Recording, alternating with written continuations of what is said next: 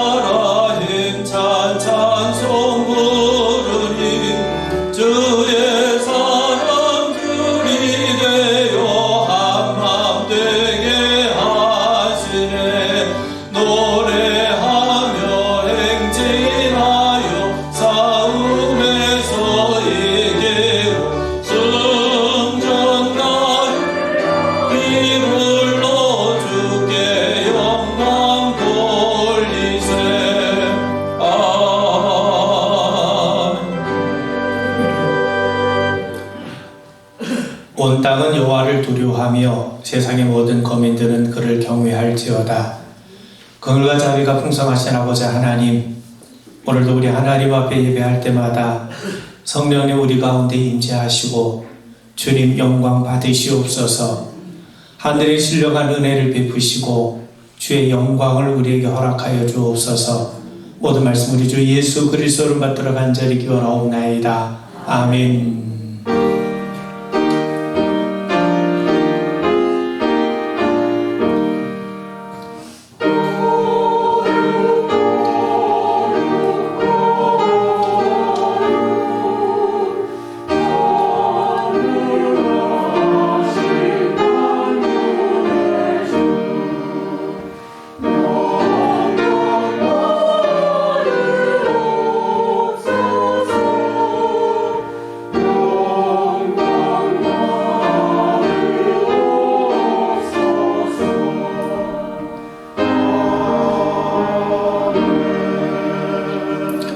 경배찬송 16장을 함께 우리 찬송 부르겠습니다.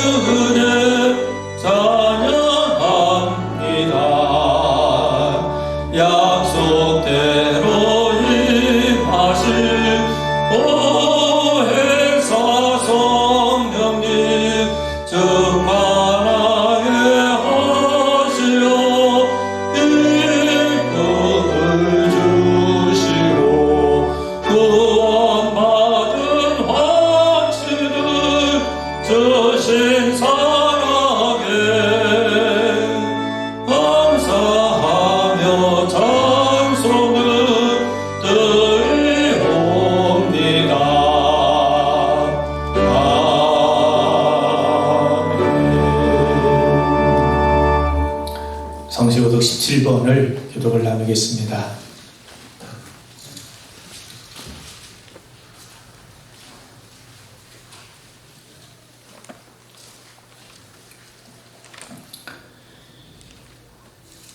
너희 권능이 있는 자들아 영광과 능력을 여호와께 돌리고 돌릴지어다.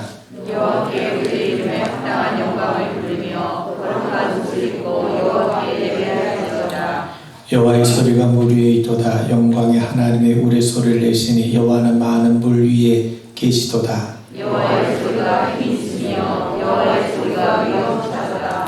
여호와의 소리가 백향목을 꺾으시며 여호와께서 레바논 백향목을 꺾어 부수시도다. 그 나무를 송아지같이 되게 하시며 레바논과 시온으로 들소만같이 되게 하시도다.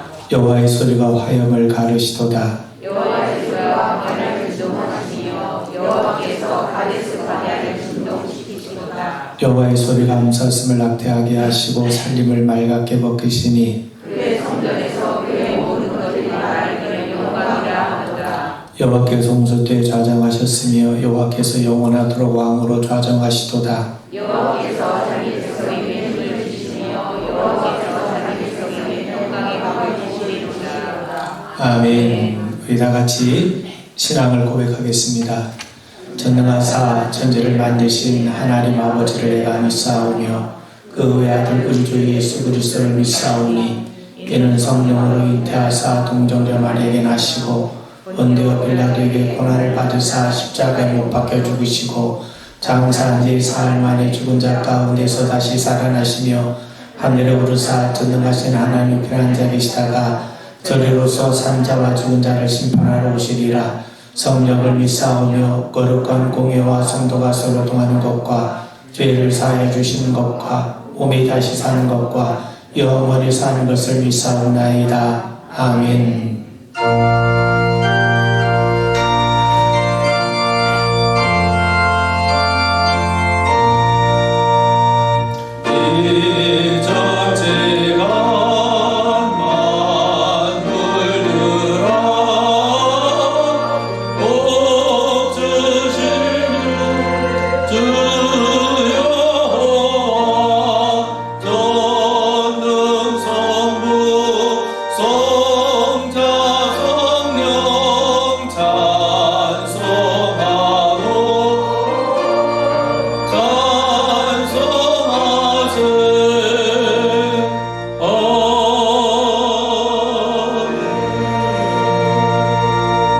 다 자리에 앉겠습니다. 우리를 대표해서 김규환 권사님께서 기도하시겠습니다.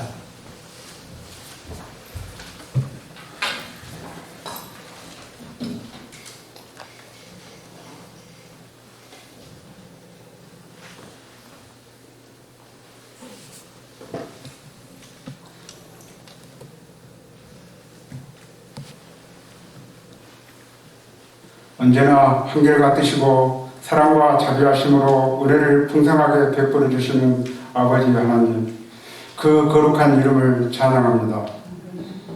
오늘도 변함없이 부족한 많은 저희들을 하나님 성전으로 불러주시고 지난 일들을 되돌아보아 잘못을 회개하며 말씀을 통해 이 세상 살아갈 힘을 얻을 수 있도록 기회 허락하심도 감사드립니다. 넘쳐나는 물질들과 잘 갖추어진 좋은 환경들이 오늘날 우리들의 몸을 너무나 편안하게 만들었지만 우리들의 마음은 여전히 아프고 힘들기만 합니다. 열심히 사는데도 무언가 허전하고 만족할 일은 갈수록 줄어들며 기쁜 일도 순식간에 지나가 버리며 슬픈 일과 낙담은 그림자처럼 따라다닙니다. 주님께서 창조하신 이 아름다운 세상, 늘 주님은 우리에게 근심과 걱정은 오직 주님께만 맡기고 믿음을 지키며 살라고 말씀하셨지만 오늘 이 순간도 믿음이 부족한 저희를 용서하여 주시옵소서. 아멘. 아버지 하나님, 세상 살다 저희에게 찾아오는 어려움이 많을지라도 곧 해결될 수 있다는 믿음을 주시고 좌절과 낙담, 슬픔들로 믿음이 흔들릴 때 오직 성경 말씀과 기도만이 위로와 평안을 줄 수 있다는 확신을 갖게 하여 주시옵소서. 매 순간 마음과 생각을 지키며 살아갈 수 있도록 하여 주시옵소서. 오늘 목사님이 말씀을 전파하실 때 그 말씀에 힘을 주시고 교회를 위해 봉사하고 섬기는 모든 충성된 종들에게도 성령 기름을 넘치도록 부어주시옵소서. 아멘. 오늘 주시는 하나님의 말씀이 다시 이 자리에 모이는 다음 한 주까지 세상을 살아가는데 큰 힘이 되게 하여 주시옵소서. 아멘. 오늘 이 모든 말씀 우리 주 예수님의 이름으로 감사하며 기도드렸사옵나이다. 아멘. 아멘.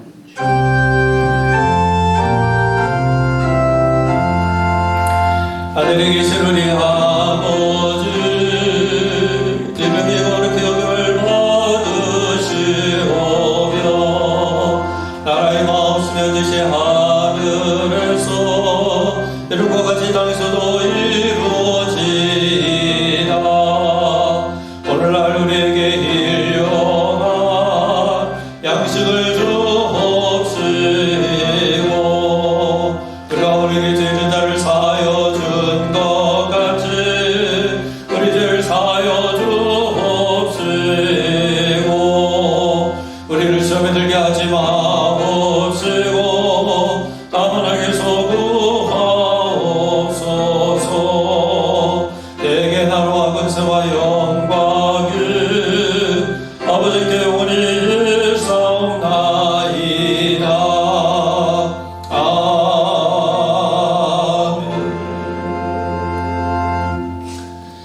성경 말씀 레위기 28장 1절로부터 5절까지 말씀을 제가 여러분들에게 봉독하겠습니다. 레위기 28장 1절부터 5절까지입니다. 여호와께서 모세에게 말씀하여 이르시되 너는 이스라엘 자손에게 말하여 이르라. 나는 여호와 너희 하나님이니라. 너희는 너희가 거주하던 애굽 땅의 풍속을 따르지 말며 내가 너희를 인도할 가나안 땅의 풍속과 규례도 행하지 말고 너희는 내 법대를 따르며 내 규례를 지켜 그대로 행하라. 나는 너희 하나님 여호와이니라. 너희는 내 규례와 법도를 지키라. 사람의 일을 행하면 그로 말미암아 살리라. 나는 여호와이니라. 아멘. 예, 우리 특별 찬양이 있겠습니다.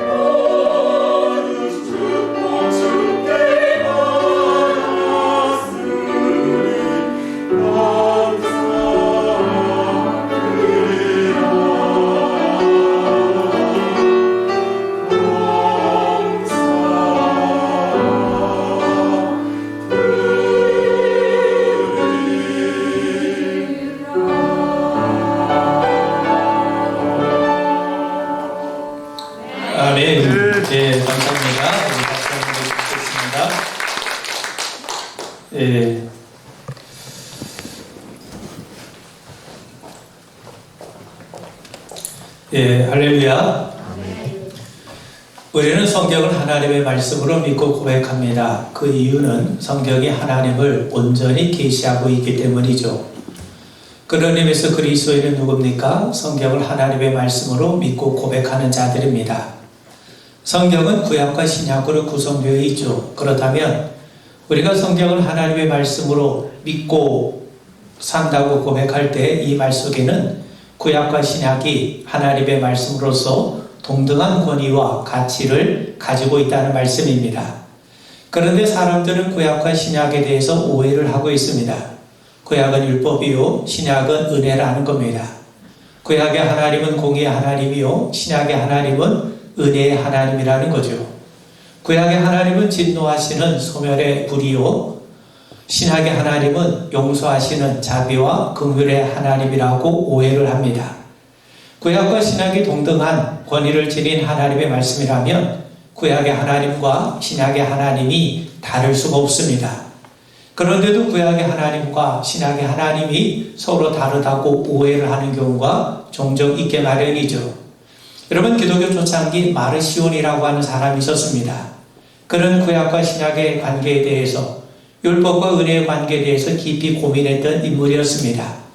그는 구약의 하나님과 신약의 하나님이 서로 다른 분이라고 주장을 했어요. 그는 구약의 율법보다 은혜를 더욱더 강조한 사도 바울의 가르침에 근거해서 구약의 하나님과 신약의 하나님이 서로 다른 별개의 하나님이라고 주장하게 이르렀던 겁니다. 마르시오는 구약의 하나님을 열등한 하나님이요 악한 창조주로 인식한 반면에 신약의 하나님이야말로 진정한 성부 하나님이라고 주장을 합니다. 그는 헬라 사상의 영향을 받아서 세상을 이분법적으로 바라봤던 것이죠. 여러분, 그는 물질로 구성된 세상과 육체는 악한 것으로 봤습니다. 그래서 물질을 창조하신 하나님은 악한 분이라는 겁니다. 거기서 그는 한 걸음 더 나아가서 구약의 하나님은 정의로운 하나님이긴 하지만 자비와 사랑의 하나님이신 신약의 하나님보다는 좀 열등하다고 판단을 했습니다. 그래서 그는 구약을 인정하지 않고 자신의 이성과 이해를 기반으로 성경을 새롭게 편집하기도 했습니다. 그래서 그는 구약을 제외하고 복음서 가운데서도 누가복음만 성경으로 인정을 하고 바울 서신만을 성경으로 인정을 했습니다. 그런데 그의 생각은 잘못된 겁니다. 그는 성령의 인도하심에 따르지 않았습니다. 바울의 사상에 대해서도 그는 충분히 숙고하지 못했습니다. 무엇보다도 당시 헬라 사상의 이분법에 근거해서 성경을 자의적으로 해석한 것에 지나지 않습니다. 여러분, 구약과 신약이 다르지 않습니다. 구약의 하나님과 신약의 하나님이 다르지 않습니다. 성경을 자의적으로 해석하는 것이야말로 얼마나 위험합니까? 성경의 일부를 가지고 마치 성경의 전체를 판단하는 것 역시 성경에 대해 심각한 왜곡이 아닐 수가 없습니다. 그렇다면 구약에서 우리가 발견한 하나님은 어떤 하나님이신가? 그렇다면 신약의 하나님은 과연 어떤 모습으로 우리에게 다가오시는가? 왜 우리는 구약의 하나님과 신약의 하나님에 대해서 오해하고 있는가? 우리 그 말씀을 오늘 여러분들과 함께 나누고자 합니다. 하나님이 애굽에서 노예 생활하던 이스라엘 백성들을 건져내시고 그들을 당신의 백성으로 삼으셨어요. 그리고 그들에게 가나안 땅을 약속하시고 당부하십니다. 너희들이 가나안 땅에 들어가거든 가나안의 우상을 제거하고 가나안의 악한 풍습을 따르지 말고 그들과 언약도 맺지 말고 그곳 사람들 다 진멸하라고 명령하십니다. 실제로 그들이 요단강을 건너서 가나안의 첫 관문인 여리고에 이르렀을 때 하나님은 그곳의 주민과 물건을 하나도 남기지 말고 다 진멸하라고 하십니다. 그렇다면 왜 하나님은 가나안을 진멸하고 하신 겁니까? 요즘의 관점에 보면 너무나도 잔인한 명령 아닙니까? 우리는 먼저 왜 하나님이 가나안을 진멸하라고 하셨는지 그 이유와 목적을 아는 게 중요합니다. 구약 성경은 어떻게 시작합니까? 태초에 하나님이 천지를 창조하셨느니라고 선언하면서 구약 성경이 시작이 됩니다. 하나님이 하늘과 땅을 창조하셨어요. 그렇다면 하늘과 땅은 하나님의 것이라는 겁니다. 하나님이 땅을 지으셨고 땅이 하나님의 것이라면 지금 이스라엘 백성들이 향해 가고 있는 가나안 땅도 하나님의 것 아닙니까? 땅이 하나님의 것이라는 것은 아주 중요합니다. 그래서 하나님이 이스라엘 백성들에게 땅을 함부로 팔거나 사지 못하게 하신 겁니다. 그뿐만이 아니라 땅을 설령 샀다 하더라도 희년이 되면 다시 원주인에게 돌려주라고 하신 겁니다. 왜냐하면 땅의 주인은 하나님이시고 우린 잠시 하나님의 것을 대여받아 임시로 사용하는 것이기 때문이죠. 그러므로 우리가 사는 것은 단지 하나님의 것을 잠시 대여받아 사용해서 살아가는 것일 뿐입니다. 그리고 때가 되면 사용하던 것을 다시 하나님 앞에 반납하고 떠나는 것 아닙니까? 그런데 여러분 한번 생각해 보세요. 만약 여러분 소유의 건물에 누가 세를 들어 살고 있는데 세금도 제때 내지 아니하고 건물도 제대로 잘 관리하지 않고 더 건물을 더럽히고 훼손하거나 또 주변 사람들의 피해를 끼치고 살면 여러분 어떻게 하겠습니까? 임대차법에 따라서 계약 기간까지는 어쩔 수 없다 손치더라도 만기가 되면 내보내려 가지 않겠습니까? 지금 가나안 땅이 그러한 상태에 있다는 겁니다. 여러분 창세기 15장에 보면 하나님이 아브라함과 더불어 언약을 맺으시는 장면이 나와요. 그때 하나님이 아브라함에게 아주 의미심장한 말씀을 하세요. 아브라함의 후손이 이방 땅에서 종으로 살다 400년 후에 큰 재물을 가지고 나오게 하시겠다고 말씀합니다. 실제로 하나님은 애굽의 종으로 살던 이스라엘 백성들을 출애굽을 시키셨는데 그들은 애굽 사람들의 재물을 손에 쥐고 나오지 않았습니까? 그런데 문제는 왜 400년 후에 나오게 하시는가 하는 겁니다. 하나님은 그 이유에 대해서 분명하게 말씀하시는데 아모리 족속의 죄악이 아직 가득 차지 않았기 때문이라고 말씀하세요. 여러분 하나님께서 아모리 족속을 가나안 땅에서 살 수 있도록 허락하셨어요. 그런데 그들이 하나님의 주인이신 가나안 땅을 더럽혔던 겁니다. 그들은 우상을 섬겼고 악한 풍습에 사로잡혀서 하나님의 땅을 더럽혔던 겁니다. 쓰레기가 쌓이고 쌓여서 더 이상 쌓일 곳이 없을 만큼 가나안 땅에는 아모리 족속들의 악행이 쌓여갔던 것이죠. 하나님은 그들의 악행을 역겨워하셨던 겁니다. 그래서 하나님은 아모리 족속을 내보내시고 새로운 세입자로 이스라엘 백성들을 들이시려고 하시는 겁니다. 그런데 하나님이 허락하신 계약 기간이 아직 남아있기 때문에 하나님께서는 400년이라고 하는 시간을 기다리고 계신 겁니다. 그래서 아모리 족속의 죄악이 차지 않았다는 말은 아직 하나님의 때가 되지 않았다. 아직 하나님이 아모리 족속에게 허락하신 계약 기간이 아직 남아있다는 말입니다. 그래서 하나님은 400년을 더 기다리신 후에 그들을 몰아내시고 그들을 내보내시고 새로운 세입자로 이스라엘 백성들을 가나안 땅에 정착하게 하신 겁니다. 그러므로 여러분 아모리 족속이 가나안 땅에서 쫓겨나는 건 전적으로 그들의 죄악 때문이죠. 하나님의 땅인 가나안이 그들의 죄악으로 물들어가는 것을 하나님은 용납하실 수가 없으셨던 겁니다. 그래서 하나님께서 이스라엘 백성들에게 당부합니다. 여러분 새로운 세입자가 오게 되면 주인이 이 건물을 이렇게 잘 사용해 줄 것을 당부하지 않습니까? 마찬가지예요. 하나님께서 이제 가나안 땅에서 아모리 족속을 내보내시고 새로운 세입자로 이스라엘 백성들을 맞이하시면서 당부하세요.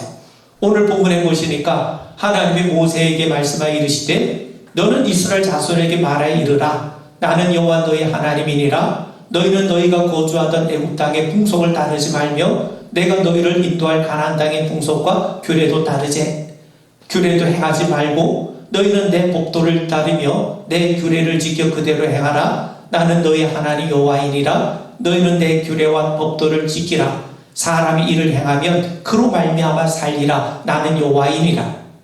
하나님은 가나안 족속의 죄악과 악행으로 그들을 내쫓으시고 이스라엘 백성들이 그곳에 거주하게 하셨어요.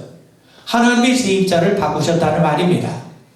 그러므로 하나님이 이스라엘 백성들에게 가나안 족속을 진멸하라는 것은 살육자가 되라는 말이 아닙니다.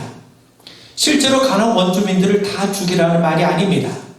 보스니아 사태처럼 인종 청소하라는 말이 아닙니다. 가나안 사람들의 삶의 원리를 따르지 말라는 거예요. 가나안의 악한 풍습과 우상을 따르지 말라는 겁니다. 하나님이 거룩하신 것처럼 주인이 거룩한 것처럼 거룩한 백성이 되어서 하나님이 허락하신 그 가나안 땅을 거룩한 곳으로 사용하고 만들어 가라는 거죠. 하나님이 그들에게 원하신 건 거룩한 삶입니다. 십계명에 나타난 것 같이 하나님을 온전히 섬기고 이웃 사랑을 통해 하나님의 사랑과 공의를 드러내는 삶이죠. 예수님의 말씀대로 따르면 무엇을 먹을까 입을까 마실까 염려하지 말고 하나님의 나라와 그 의를 드러내는 삶을 말씀하는 겁니다. 그런데 여러분, 이스라엘 백성들은요, 거룩하게 사는 데 관심이 없어요. 하나님을 신뢰하며 경건하게 사는 것보다는 가난한 사람들처럼 폼나게 살고 싶어 했어요. 그 일이 가나안 초창기 때부터 일어났습니다. 아간에게서 발생한 거죠. 하나님은 여리고성을 넘겨주시면서 그 어느 것 하나 취하지 말고 다 진멸하라고 하십니다. 그런데 아간이 하나님의 명령을 어기고 외투 한 벌과 은 200세겔과 금덩어리 하나를 숨겨요. 그런데 그가 하나님의 명령을 어긴 이유가 어디냐면 그 물건을 탐내었기 때문입니다. 그래서 하나님이 진노하신 거죠. 여러분, 아간의 범죄는요, 이스라엘 백성들의 사명을 망각하는 죄입니다. 하나님의 아모리 족속의 죄악으로 그들을 내보내시고 이스라엘 백성들을 새롭게 그 땅을 차지하고 맡기신 것 아닙니까? 그러면서 하나님이 당부하신 것이 가나안 족속의 우상을 제거하고 악한 죄악을 멀리하라. 그러면 너희들이 가나안 땅에서 살리라고 말씀하세요. 그런데 이스라엘은 하나님 왜 자신들에게 가나안 땅을 맡기셨는지 그 이유와 목적을 잊어버리고 만 겁니다. 여러분, 아간의 모습은요, 가나안의 방식을 따르는 모습을 우리에게 보여줍니다. 가나안에서 경건하게 사는 것보다 가나안 사람들처럼 부와 쾌락을 추구하는 마음이 그의 탐욕을 통해서 드러났기 때문인 거죠. 이거는 아간 개인의 문제가 아닙니다. 실제로 가나안 땅에서 이스라엘 사람들은요, 아간처럼 살았던 거예요. 그래서 하나님께서 이 아간을 통해서 분명하게 경고를 하셨던 겁니다. 여러분, 가나안에 들어갔을 때 그들은 하나님의 자신을 가나안에 보내신 목적을 잊어버리고 맙니다. 앞서 말씀드린 것처럼 가나안을 진멸하는 것은요, 그들을 다 죽이라는 말이 아닙니다. 우상을 없애라. 가나안의 악한 풍습을 버리라. 그 말입니다. 가나안의 우상과 풍습은 가나안 사람들이 만든 거예요. 그런 의미에서 가나안 사람들을 진멸하라는 것은 가나안 사람들의 우상과 그들이 만든 악한 풍습을 제거하라. 표현만 그렇게 할 뿐이지 실제로는 우상과 악한 풍습, 즉 죄를 진멸하라는 겁니다. 달리 말하면 너희는 가나안 사람들처럼 죄에 사로잡혀 악행을 저지르지 말고 하나님의 백성으로 거룩한 삶을 살라는 거죠. 하나님 왜 아모리 족속을 내쫓았습니까? 그들의 죄와 악행 때문이에요. 왜 하나님께서 이스라엘 백성들을 가나안 땅에 살게 하실 겁니까? 그들을 통해 거룩한 백성답게 살게 하시기 위해서입니다. 그런데 이스라엘은 정반대 행동을 합니다. 그들과 언약을 맺었어요. 그들의 우상과 악한 풍습을 닮아가기 시작했습니다. 여러분, 이스라엘이 가나안 땅에 들어오자 제일 큰 문제는 가나안의 문화입니다. 이스라엘 백성들은 유목민족입니다. 반면에 가나안은 농경민족, 농경문화입니다. 이스라엘 백성 농사 경험이 전혀 없어요. 먹고 살기 위해서 이제 농경이라고 하는 새로운 환경에 적응하는 것이 아주 급선무예요. 근데 농사 지을 때 제일 필요한 게 뭡니까? 물이죠. 물은 절대적으로 하늘에 의존해야 됩니다. 그런데 비가 오지 않으면 농경에 서툰 이스라엘 백성들은요, 비가 오지 않으면 초조해질 수밖에 없어요. 그때 가나안 사람들이 이스라엘 백성들을 유혹하는 겁니다. 하나님은 전쟁의 신이고 광야에서나 도움을 줄 수 있었지 농사엔 도움이 안 되니까 농사의 신 바알에게 한번 구해보라고 조언을 합니다. 이건 큰 유혹이죠. 이스라엘은 아직 하나님에 대한 철저한 신앙이 갖춰지지 못한 상태입니다. 그런 상태에서 바알에게 절을 하고 바알에게 숭배를 했는데 비가 조금이라도 오기라도 하면 신앙이 뿌리째 흔들리게 됩니다. 그래서 이스라엘 백성들은 가나안 땅에서는 가나안의 종교와 생활 방식이 더 합당하게 여겼던 겁니다. 그래서 하나님을 버리고 가나안 우상을 따르게 되었던 거죠. 그런데 여러분, 늦게 배운 도둑이 날 새는 줄 모른다는 말처럼 이스라엘은요, 가나안보다 더 악행을 저지릅니다. 열왕기하 21장 11절에 보면 유다와 므낫세가 이 가증한 일과 악을 행함이 그 전에 있던 아모리 사람들의 행위보다 더욱 심하였고 또 그들의 우상으로 유다를 범죄하게 하였도다.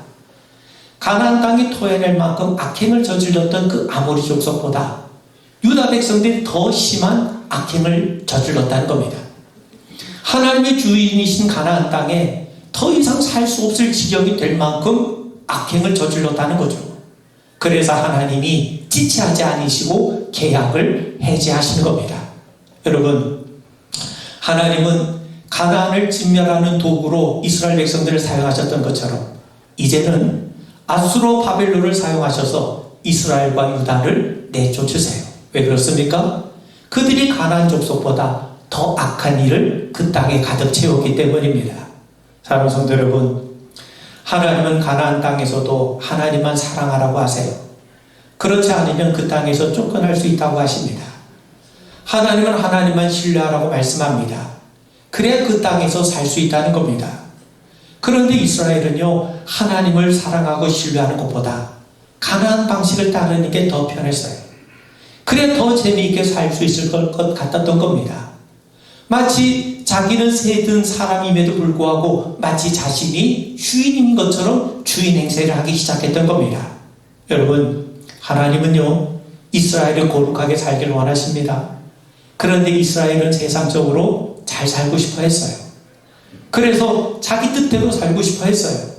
그래서 가나안의 우상과 풍습을 버리지 못하고 그대로 따랐던 겁니다. 여러분, 이거는요, 오늘 우리와 다르지 않습니다. 하나님은 우리가 하나님의 나라와 의를 구하며 살기를 원하세요. 그런데 우리는요, 그렇게 살다가 세상에서 낙오가 되는 것 같아요. 그래서 우리는 무엇을 먹을까, 입을까, 마실까, 그것을 염려하고 거기에만 관심을 기울이며 살아가게 되는 거죠. 여러분, 하나님이 어떤 분이신지를 가장 잘 보여주실 수 있는 분은 예수님이세요. 그분은 성자 하나님이시요 하나님의 아들이시기 때문입니다. 예수님은 그 유명한 탕자의 비유를 통해 하나님이 어떤 분이신가 하는 것을 우리에게 아주 분명하게 보여주십니다. 둘째 아들이 아버지께 유산을 요구하죠. 아버지가 살아계실 때 유산을 요구하는 건 당시 사회에서는 있을 수 없는 일입니다. 당시 유대 사회에서 재산 분배는요, 아버지가 죽은 이후에만 이루어지기 때문이에요. 그러므로 둘째 아들이 아버지의 재산, 유산을 요구한다는 것은 아버지가 죽기를 바라는 것일 뿐만 아니라 동시에 아버지의 관계를 청산하고 싶다는 겁니다. 그의 유일한 관심은 재산이었지 아버지가 아니었던 거예요. 그런데 더 놀라운 건 뭡니까? 아버지의 반응입니다. 당시 아버지는 얼마든지 둘째 아들을 훈계하거나 꾸짖거나 아니면 내쫓을 수도 있었어요. 그런데도 불구하고 아버지는 아들이 요구하는 대로 순수히 재산을 내어줍니다.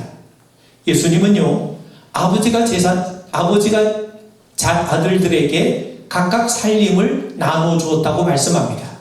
살림을 나눠줬다는 거예요. 근데 이 살림이란 말을 헬라말로 비오스라고 하는데, 이 비오스란 말은 원래 생명을 나타내는 말입니다. 아버지가 살아계심에도 아들이 재산을 요구했다는 말은요, 아버지에게는 명예가 짓밟히는 모욕이 아닐 수가 없습니다.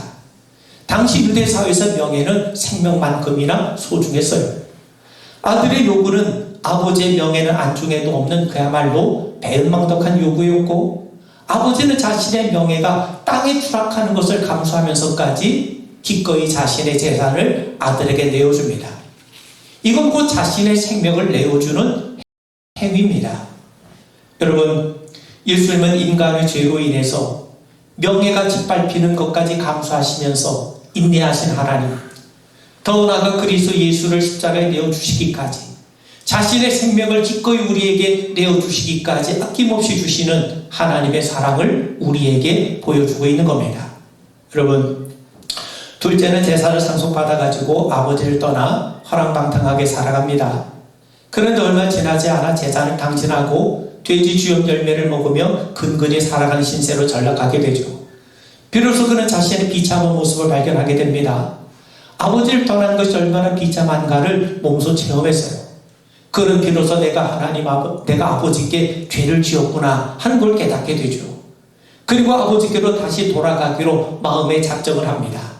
그런데 이번에는요, 다만 아버지 아들로서가 아니라 품꾼의 한으로 자신을 받아주기를 간청하기로 하면서 일어나 집으로 돌아오게 됩니다.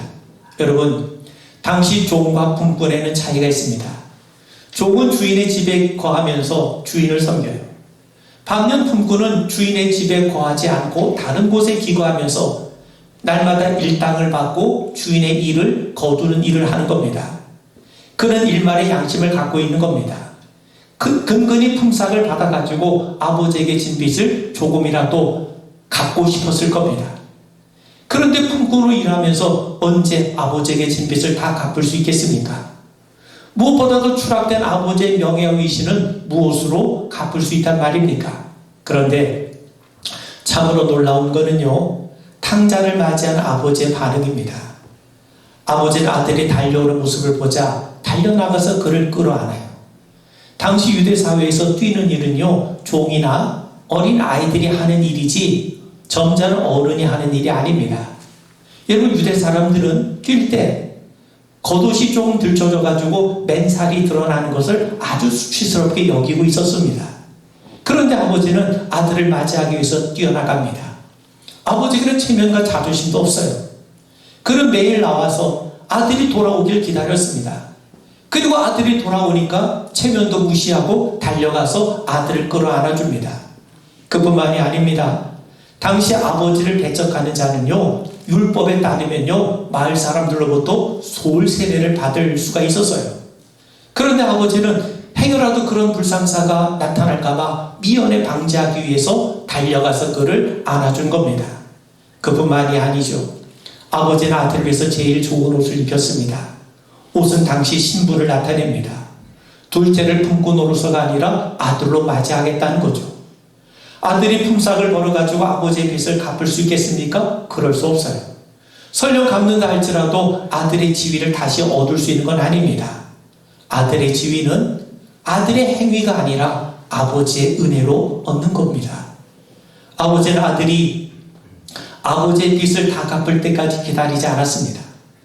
그 빚과 상관없이 지금의 모습 그대로 아들의 지위를 회복시켜줘요. 그리고 송아지를 잡으면서까지 잔치를 베풀어 줍니다. 아마 마을 모든 사람들이 이 잔치에 초대되었을 겁니다. 아버지의 심정을 단적으로 나타내는 표현이 있는데, 이 내 아들은 죽었다가 다시 살아났으며 내가 잃었다가 다시 얻었노라 하니 그들이 즐거워하더라.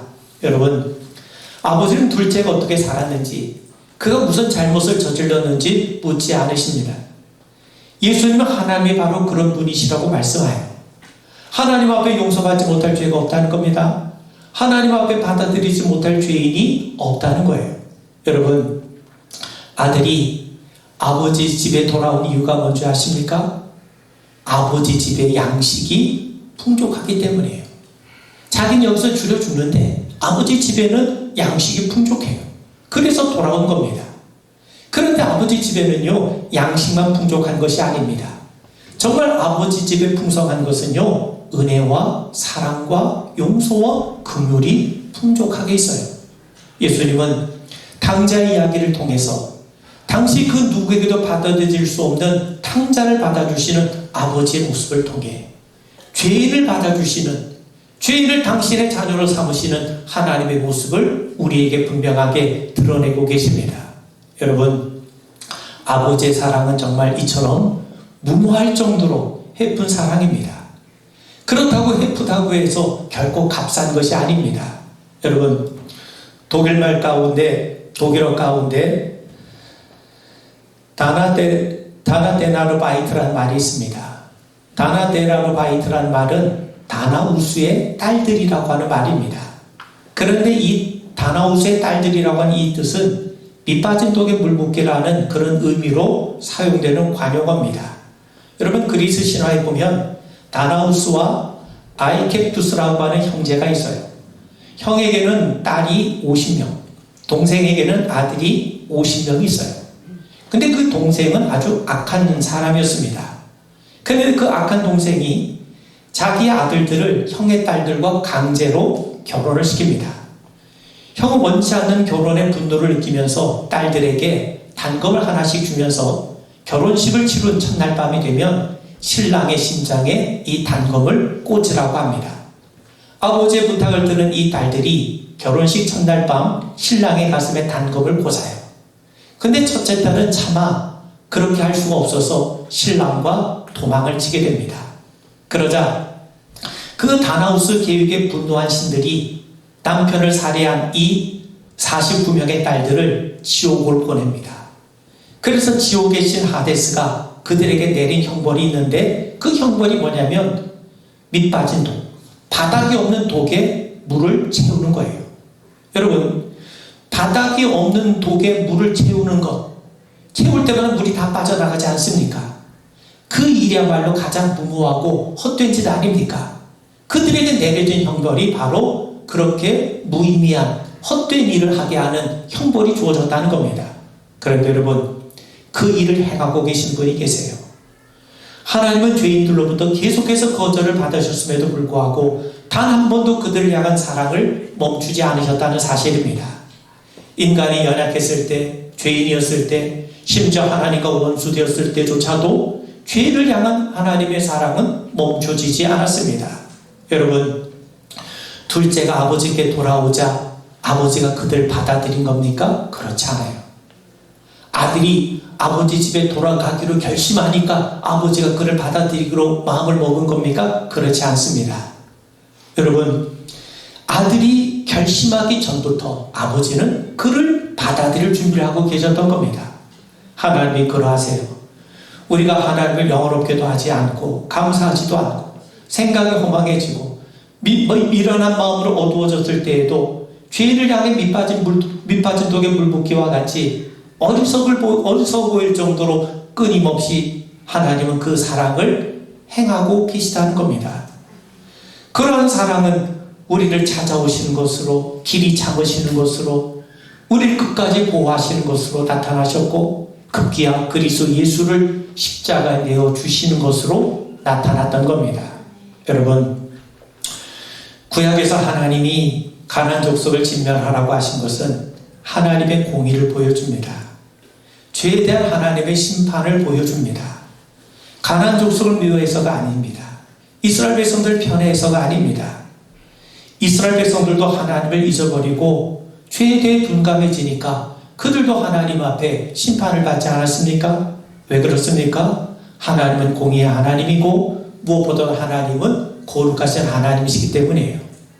반면 신약의 하나님은 탕자의 비유에 나온 아버지처럼 그야말로 무모할 정도로 예쁜 사랑을 우리에게 베풀어 주시는 분이세요. 그렇다면 구약의 하나님과 신약의 하나님이 다른 겁니까? 그렇지 않아요. 구약과 신약의 하나님이 동일하신 분이세요.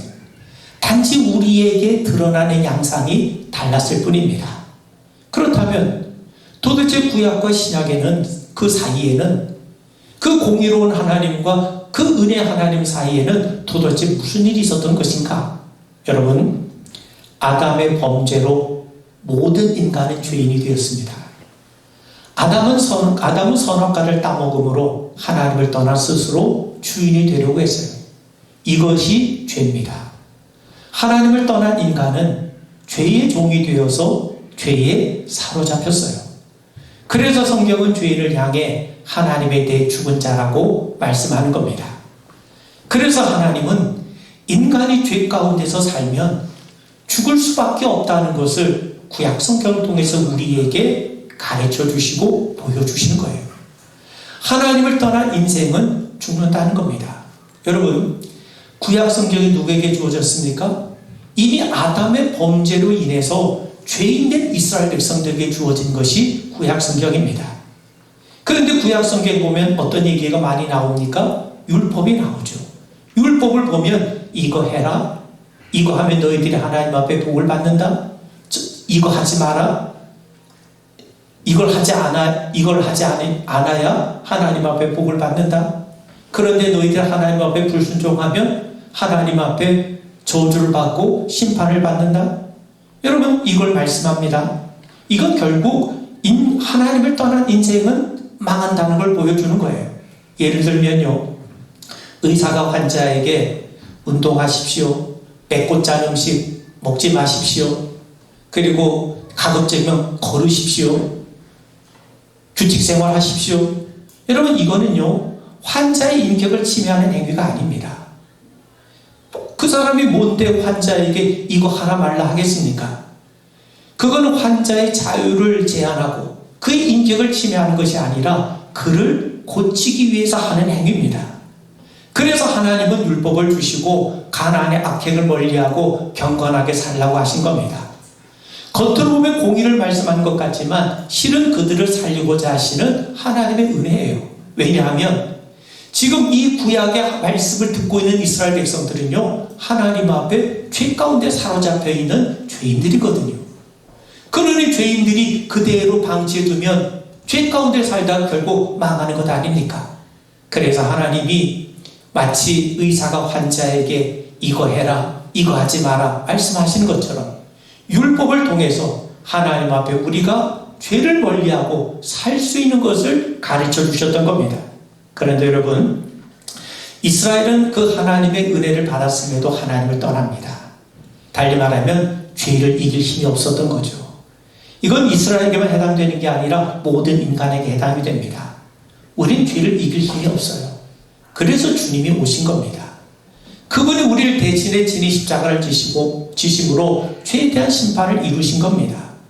그리고 부활하심으로 우리 구원을 완성하신 겁니다.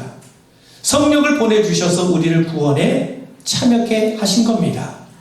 예수님의 첫 번째 메시지가 뭡니까? 회개하라, 천국이 가까이 왔느니라. 예수님을 인해서 천국의 시대가 열렸어요. 하나님의 영이 모든 사람에게 임하는 시대가 열려진 겁니다. 누구든지 그리스도 예수를 영접하는 자마다 하나님의 자녀가 되는 권세가 주어지는 시대가 된 겁니다. 그렇다면 왜 구약시대에는 십자가의 사랑이 나타나지 않았나? 아직 때가 이르지 않았기 때문이에요. 사람들은요, 아직도 자신들이 죄의 사슬에 얽매여 있다는 사실조차 알지 못했습니다. 자신에게 십자가의 은혜가 필요하다는 사실을 깨닫지 못하고 있어서요. 얼마든지 자신의 노력과 행위로 하나님께 나아갈 수 있다고 여기고 있었습니다. 그들의 고집에 꺾여지고 정말 우리에게 필요한 것은 우리의 의지나 공로가 아니라 정말 하나님의 은혜와 긍휼이라는 사실을 인정할 때까지 하나님은 기다리셨던 거예요. 그래서 그들에게 구약의 시대가 필요했던 겁니다. 여러분, 하나님은 구약을 통해 인간의 죄성을 보게 하십니다. 그리고 그 죄는 인간의 공로가 아니라 오직 하나님의 은혜로만 해결될 수 있음을 배우게 하신 겁니다. 그리고 때가 되자 그리스도 예수를 보내주셨고 그분의 대속제물로 받으시고 우리의 죄를 용서하신 겁니다. 그분의 부활을 통해서 구원을 완성하신 겁니다. 성령을 통해 그 구원에 참여케 하신 겁니다. 그런 의미에서 여러분, 구약의 하나님과 신약의 하나님이 다르지 않아요. 단지 하나님의 진정한 모습이 우리에게 잠시 감춰져 있었을 뿐입니다. 그런데 그리스도의 십자가를 통해 하나님의 진면목이 우리에게 드러난 겁니다. 우리는 그 귀한 은혜를 받아 누리고 있는 성도임을 우리 반드시 기억하게 되길 바랍니다. 우리 기도하겠습니다. 늘 성경을 가까이 하게 하시고 그 성경을 통해 하나님이 어떤 분이신지, 하나님이 우리를 위해서 행하신 일이 무엇인지, 또 하나님께로 날마다 더 가까이 나아가는 우리 성도들 되게 하옵소서. 예수님 이름 받들어 간절히 기도하옵나이다. 아멘. 찬송가 310장 부르시면서 우리 헌금하시겠습니다.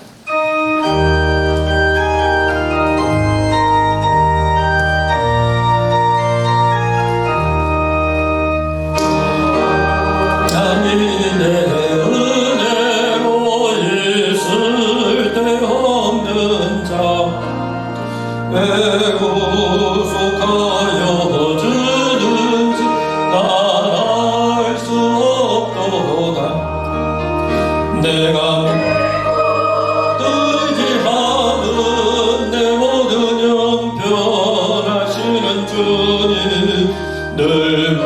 보호해 주실 것을 나는 확실히 아네.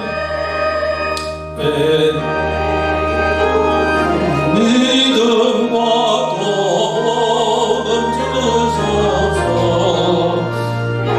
마음이 항상 변한 제가 알 수 없도다. 내가 의지하는 내 모든 형편하시는 주님, 늘 구해 주실 것을 나는 확실히 아네. 내게 성령 주셔서 내 마음 감동해.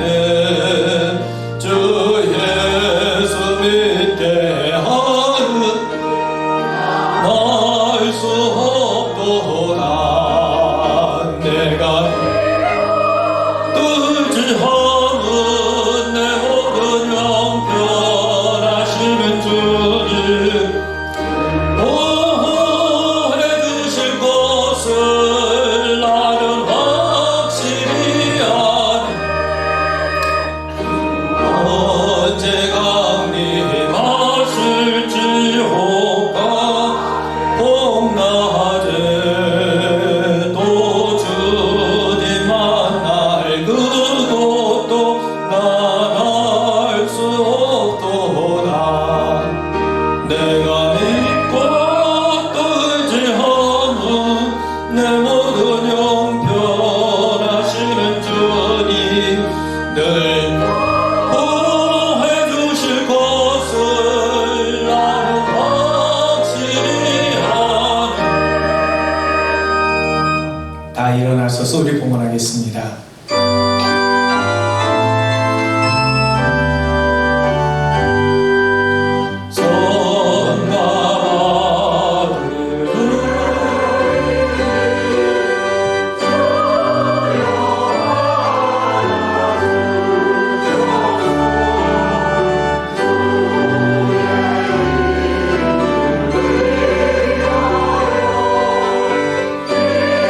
접하게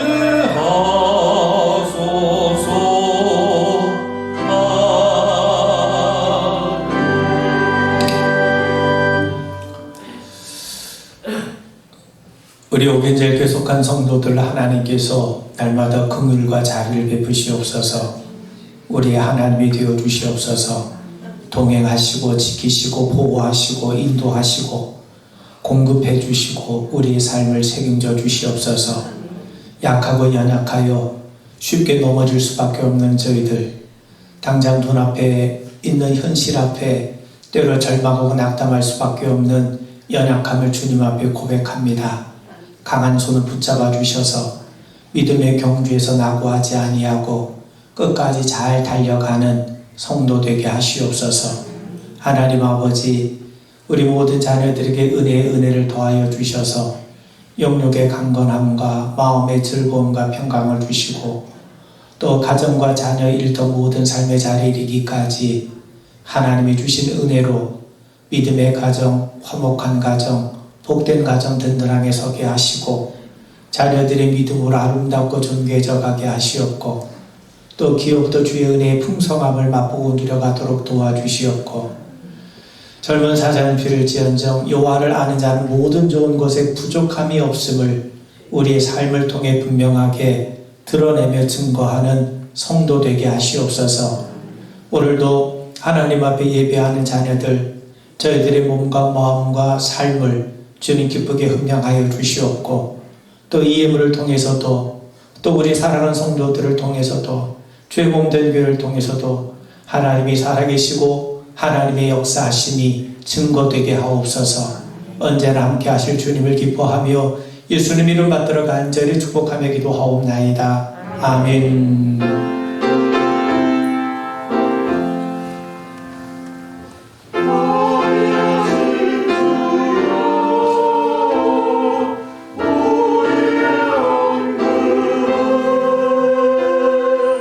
성소를 모아 마시라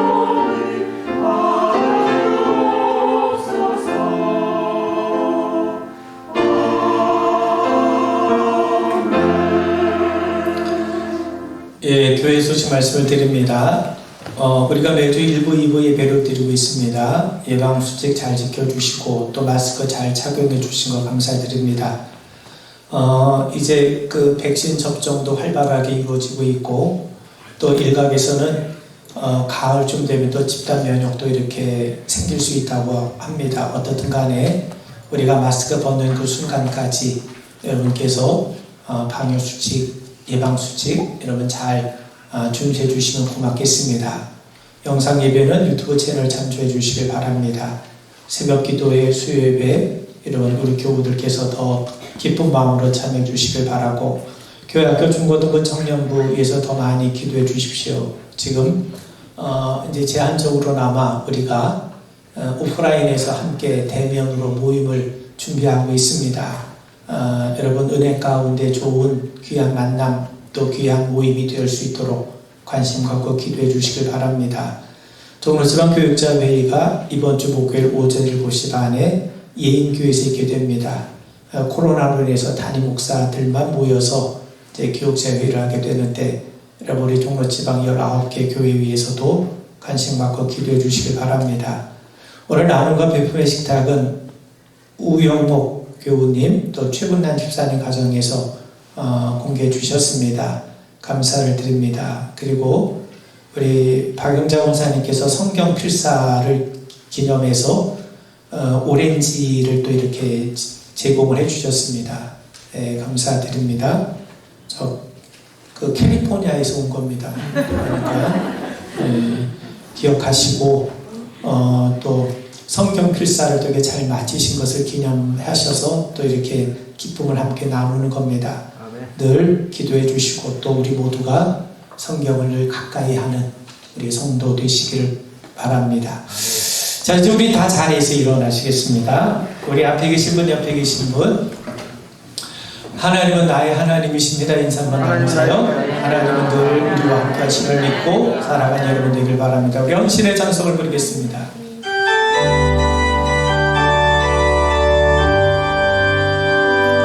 모든 영광을 하나님께 모든 영광을 하나님께 온 만국 다해 주사모합니다. 모든 영광을 하나님께 예수님 찬양 받으소서. 예수님 찬양 받으소서. 제사했네 우리 위해 성령 주셨네. 예수님 찬양 받으소서. 위로의 성령님이시여 위로의 성령님이시여 우리 안에 계셔서 인도하시네. 위로의 성령님이시여.